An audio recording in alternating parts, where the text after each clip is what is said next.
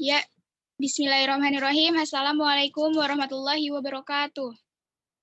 Berikut ini video presentasi makalah yang berjudul Kelompok Belajar Mahasiswa di Masa Pandemi COVID-19, Solusi Alternatif Pemodelan Pembelajaran Bahasa Arab di Era Pandemi. Ini dipresentasikan pada sesi paralel Multaqo Nasional Bahasa Arab atau Munasbah 3 2020 yang diselenggarakan secara daring. Perkenalkan, saya Nabila Kurota Ayun dan rekan saya Yuda Pratama dari Universitas Negeri Jakarta. Ya, baiklah. Pada pandemi COVID-19 menjadi wabah penyakit yang mendunia hingga saat ini. Pandemi tersebut memberikan dampak yang besar kepada berbagai sektor kehidupan di Indonesia, mulai dari ekonomi, sosial, budaya, politik, dan salah satunya adalah pendidikan. Pendidikan menjadi aspek penting di dalam kehidupan bermasyarakat dengan sistem tatap mukanya. Namun di pandemi pada saat ini, dunia pendidikan mulai mengubah sistem tatap muka menjadi pembelajaran daring, yang pada kenyataannya sumber daya manusia di Indonesia, khususnya di Prodi Pendidikan Bahasa Arab Universitas Negeri Jakarta, tidak cukup untuk mencakup pembelajaran daring sendiri. Nah, maka dari itu kami mencoba beberapa analisis yang menjadi masalah selama pembelajaran daring, lalu melakukan survei secara daring kepada para koresponden, yaitu mahasiswa Prodi Pendidikan Bahasa Arab Universitas Negeri Jakarta. Maka ditemukan beberapa masalah di sini yang sudah kami survei sebelumnya. Yang pertama itu ada akses internet dan listrik yang tidak memadai. Selanjutnya, mahasiswa juga mengeluhkan masalah mengenai materi yang diajarkan tidak sepenuhnya cepat diterima oleh beberapa mahasiswa. Jadi sumber daya mahasiswa yang berbeda-beda contohnya. Itu yang pertama, ada mahasiswa yang tingkat pemahaman atau cepat tanggapnya itu dikatakan sebagai cepat gitu. Jadi mahasiswa itu bisa dikatakan sebagai mahasiswa yang terdepan. Selanjutnya, ada mahasiswa juga yang sulit atau kurang menerima atau kurang tanggap dalam menerima materi atau ilmu pengetahuan yang diberikan oleh dosen atau pendidik. Nah, maka mahasiswa tersebut bisa dikatakan sebagai mahasiswa tertinggal. Selanjutnya ada lagi permasalahan yang berskala besar. Jadi kan pembelajaran secara daring ini itu tidak dapat dikontrol kan. Nah, maka dari itu dosen memberikan beberapa tugas. Nah, tugas-tugas tersebut diberikan secara daring pula dan tenggat waktunya itu rata-rata mepet atau sempit. Jadi di situ mahasiswa merasa kesulitan atau merasa memiliki kendala di dalam proses pembelajaran secara daring ini. Nah, masalah yang besar yaitu adanya media pembelajaran yang kurang memadai. Media pembelajaran yang terkesan datar dan sulit dipahami membuat semangat serta motivasi belajar mahasiswa menurun. Nah, oleh sebab itu kami, saya Nabila Kurotayun dan rekan saya Yuda Pratama memiliki solusi yang akan disampaikan oleh rekan saya Yuda Pratama. Kepadanya disilakan. Ya, baik. Terima kasih kepada Nabila yang telah mempersilahkan saya. Ya, jadi kami mengenalkan sebuah role pembelajaran ya, atau solusi sebuah model kelompok belajar per kelas. Dinamakan kelompok belajar.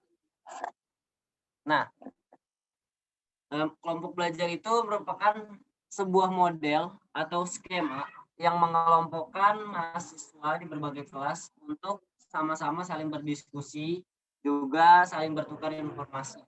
Yang di dalam satu buah grup itu terdapat satu orang mentor, yang artinya mentor ini adalah seorang yang memberikan solusi kepada mahasiswa yang mengalami kesulitan atau kendala memahami materi.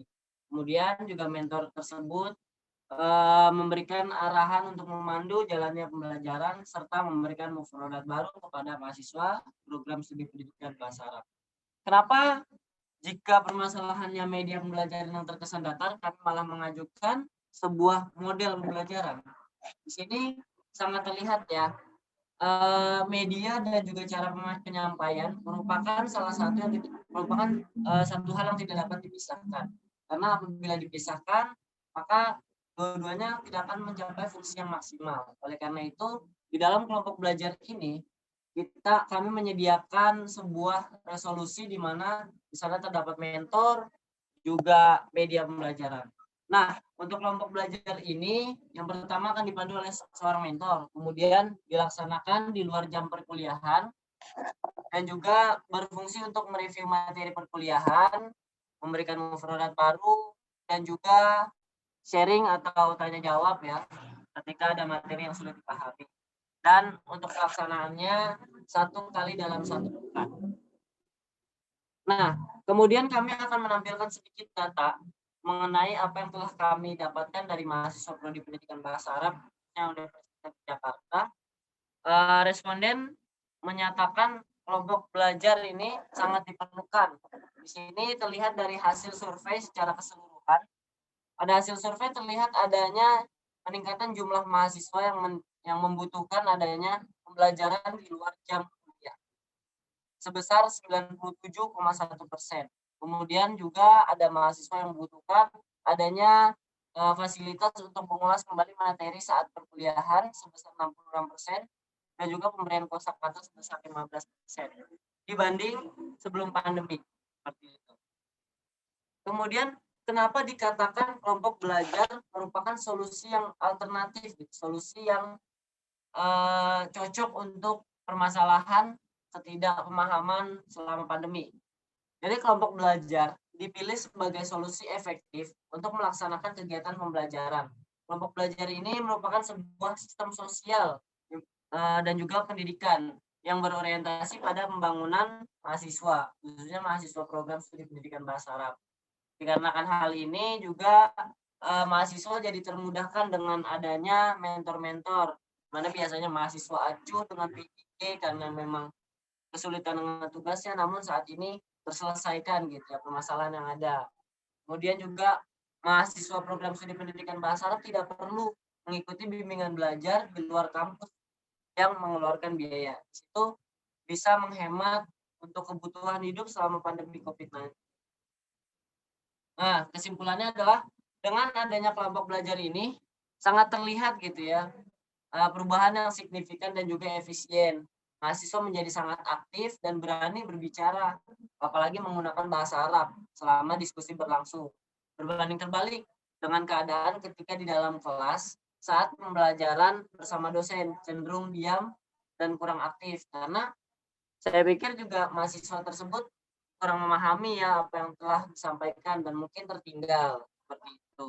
Dan di sini sudah dilaksanakan beberapa kali adanya kelompok belajar dipelopori oleh mahasiswa eksekutif ya. Dengan adanya metode ini atau skema ini diharapkan mahasiswa bisa terus mengembangkan potensi dan juga bisa melatih kepercayaan dirinya untuk terus berbahasa Arab dengan baik. Ya, mungkin itu saja yang dapat kami sampaikan.